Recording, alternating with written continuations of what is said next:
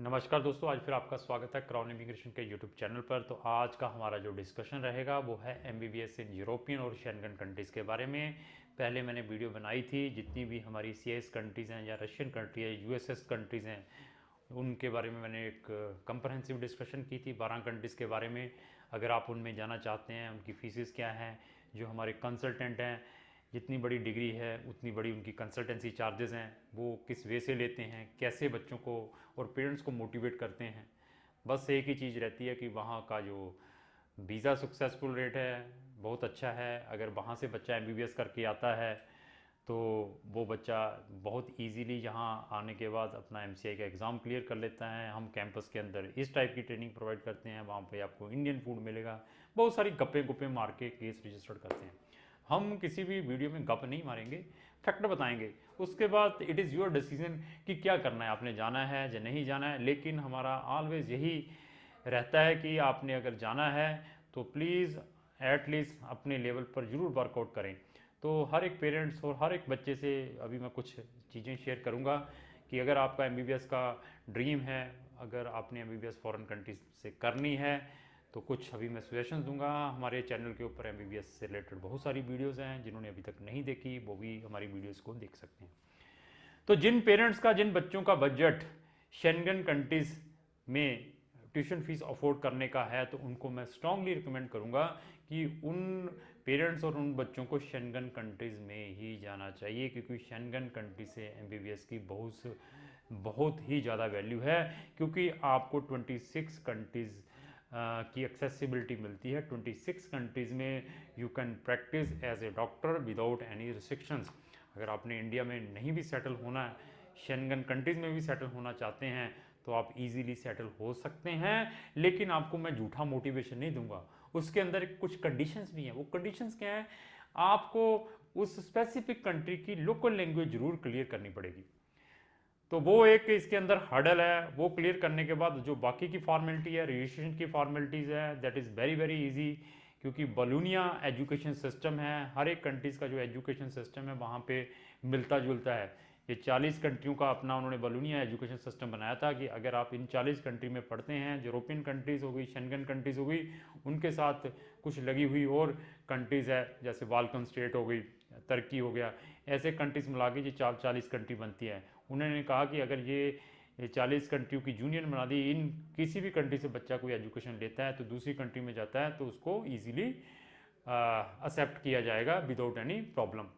जैसे आप इंडिया में पढ़ रहे हैं, जीएनडीयू यूनिवर्सिटी से अपनी बैचलर डिग्री कर रहे हैं, आपका 3rd ईयर है, और 3rd ईयर में आपके फादर की ट्रांसफ़र मुंबई में हो जाती है और आपको मुंबई यूनिवर्सिटी में एडमिशन मिलता है, तो यहाँ से आप अपना ट्रांसफ़र सर्टिफिकेट ले जाकर वहाँ की 3rd ईयर में एडमिशन ले लेते हैं। इसी तरीके से ये 40 कंट्रीज़ का ऑप्शन है। इसलिए मैं बार बार सब पेरेंट्स से, बच्चों से रिकमेंड करूँगा कि firstly you will think about Schengen countries.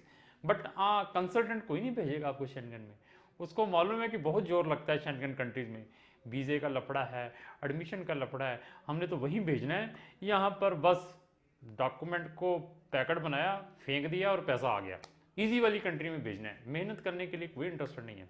Any हो, शेंगन कंट्रीज़ में हम बहुत सारी कंट्रीज के साथ डील कर रहे हैं, और अभी कुछ कंट्रीज़ की सिर्फ डेडलाइन बची हुई हैं, जो कि सितंबर तक हैं, 5 सितंबर तक। तो मैं कंट्रीज़ के बारे में बताऊंगा कि शेंगन में हम कहाँ पर बच्चों को एमबीबीएस के लिए भेजते हैं।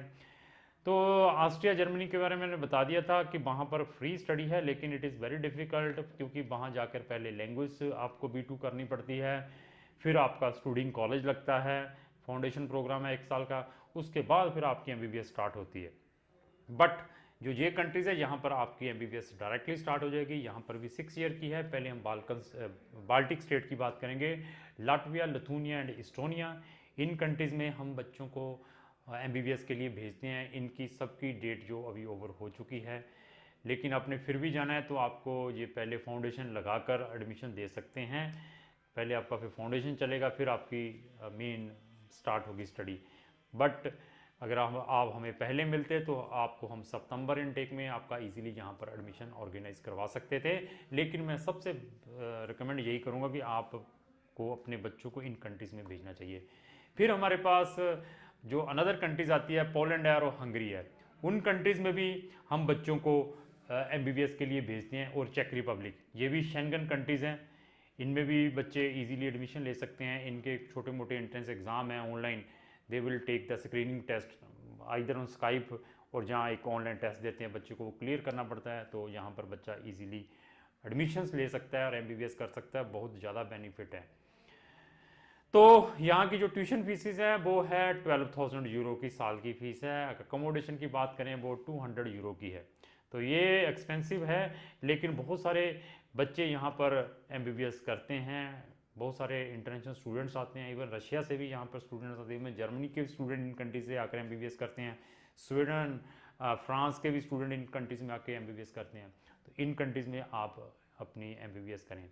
अगर इन कंट्रीज़ का बजट नहीं है तो then I will recommend European countries. तो क्योंकि ये शेंगन का पार्ट है, इन कंट्री में जाने के बाद 26 कंट्री एक्सेस कर सकते हैं। अगर यूरोपियन कंट्री की बात करूँ, 4 यूरोपियन कंट्रीज़ हैं, रोमानिया, बुल्गारिया, क्रोएशिया और साइप्रस। तो अगर इनमें करते हैं तो इनमें 4 कंट्री की एक्सेसिबिलिटी है। लेकिन ये वाले बच्चे भी जो यूरोप से करते हैं वो भी शेंगन में प्रैक्टिस कर सकते हैं, subject to clear their local language. तो बजट कम है तो आप उनमें कर लीजिए। उनमें से रोमानिया, बुल्गारिया, क्रोएशिया और Cyprus. Cyprus it is very expensive. Cyprus की मेरी एक सेपरेट वीडियो हमारे चैनल के ऊपर, आप चैनल को ब्राउज करके देख सकते हैं, MBBS इन साइप्रस। उसके अंदर मैंने कंप्रहेंसिव इन्फॉर्मेशन दी हुई है कि ड्यूरिंग MBBS आप अपने क्लिनिकल जो प्रैक्टिस रहती है आइदर इन UK और इजराइल में कर सकते हैं। वहाँ की फीसिस एक्सपेंसिव है और बच्चे की प्रोफाइल भी अच्छी होनी चाहिए। तो वहाँ पर जो फीसिस है ये लेकर चलिए कि 15 से लेकर 20,000 यूरो की है साल की। अगर आपकी अफोर्डेबिलिटी है तो वी विल डेफिनेटली रिकमेंड, क्योंकि इंग्लिश नोइंग कंट्री है साइप्रस, तो वहाँ पर भी MBBS आप कर सकते हैं। तो जो सबसे ज़्यादा मैं रिकमेंड करता हूँ वो बुल्गारिया और रोमानिया को। उनकी डेट अभी भी 5 सितंबर तक कुछ यूनिवर्सिटीज़ की बची हुई हैं। अगर आपके बच्चे की इंटरेस्ट है यूरोपियन कंट्री से MBBS करने के लिए, रोमानिया और बुल्गारिया और क्रोएशिया स्ट्रांगली रिकमेंड करता हूँ। इन कंट्रीज़ की अभी भी डेडलाइन है 2-3 यूनिवर्सिटीज़ की, जो पब्लिक यूनिवर्सिटी है, 5 सितंबर तक। तो अगर आप एडमिशन लेना चाहते हैं तो हम आपकी 100% हेल्प कर सकते हैं। तो यहाँ की जो ट्यूशन फीसेज है 5500 यूरो से लेकर 6000 यूरो तक की है। अकोमोडेशन 100 यूरो के हैं। तो यहाँ पर भी एक छोटा सा स्क्रीनिंग टेस्ट लेते हैं, इजीली वीज़ा मिल जाता है, वीज़े में कोई प्रॉब्लम नहीं है MBBS स्टूडेंट को। तो बच्चा वहाँ जाकर अपनी इजीली MBBS कर सकता है। और स्ट्रांगली रिकमेंड करता हूँ इन सब कंट्रीज़ को अगर आपने अपने बच्चे को भेजना है। इसके बाद अगर आपको बजट नहीं है तो देन मैं प्रेफर करूँगा जो कि नंबर 1 डेस्टिनेशन है इंटरनेशनल स्टूडेंट्स के लिए, मतलब मैक्सिमम बच्चे वहाँ जाते हैं, रशिया। तो रशिया में नहीं मिलता तो बाकी जितनी भी मैंने USSR जैसे स्प्लिट कंट्री उनमें मैं रिकमेंड करता हूँ। उसमें नहीं मिलता तो देन मैं फिर चाइना रिकमेंड करता हूँ। चाइना में नहीं मिलता तो देन मैं फिर फिलीपीन को रिकमेंड करता हूँ।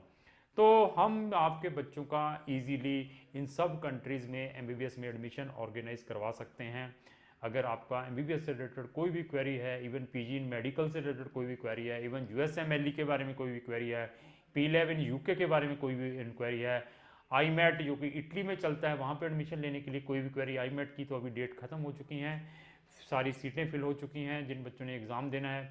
तो कोई भी क्वेरी है किसी भी टाइप की MBBS की तो आप हमें संपर्क कर सकते हैं। हमारी जो बहुत ही जेन्युइन फीसिस हैं, हम सिर्फ 15,000 रुपया लेकर एडवांस में आपके बच्चे का एडमिशन, वीज़ा, एवरीथिंग हेल्प करते हैं। विदाउट कि हमें 50,000 दे दो, लाख रुपया दे दो एडवांस में, ऐसा हम बिल्कुल नहीं करते। और हमारे जो सर्विस चार्जेस है डिपेंड है कंट्री टू कंट्री। कुछ कंट्री के 1000 यूरो है, कुछ कंट्रीज़ के हम 2500 यूरो लेते हैं। डिपेंड है कि आपके बच्चे ने कौन सी कंट्री में जाना है, क्या क्या सर्विस लेनी है। तो ये जितने भी हमारे सर्विस चार्ज हैं वो आपके बच्चे ने जब आपका वीज़ा, एडमिशन और वीज़ा आता है उसके बाद, इवन उसके बाद हम आपके पेरेंट्स के भी वीज़ा इन कंट्रीज़ में, शेंगन कंट्री, यूरोपियन कंट्रीज़ में करवा सकते हैं। इवन हमारे पास बहुत सारे वहाँ पर सेटलमेंट पॉलिसीज़ हैं। अगर आपके बच्चे ने वहाँ पे सेटल होना है तो किस वे से हो सकता है, वहाँ पे प्रैक्टिस करनी है किस वे से कर सकता है। इवन आपने वहाँ पर जाके सेटल होना है शेंगन कंट्रीज़ में, हमारा पुर्तगाल के अंदर ऑप्शन है। पुर्तगाल के अंदर बहुत सारी इमिग्रेशन पॉलिसीज़ हैं, पुर्तगाल की भी हमारी बहुत सारी वीडियोज़ हैं, उसको ब्राउज़ करके देख सकते हैं। अगर आपकी MBBS की कोई भी क्वेरी है तो आप विदाउट एनी हेजिटेशन आप इमीडिएटली हमें संपर्क करें, हम आपको सारी की सारी इन्फॉर्मेशन प्रोवाइड कर सकते हैं। तो लास्ट में मेरी यही रिक्वेस्ट है कि हमारी वीडियो को जरूर लाइक करा करें, कमेंट्स जरूर डाला करें। चाहे आप गलत भी कमेंट्स डालते हैं, थोड़ा सा हमें ये तो पता लगता है कि लोग एटलीस्ट हमारी वीडियोज़ को देखते हैं, कुछ हमें सजेशन देते हैं तो हमें अच्छा लगता है।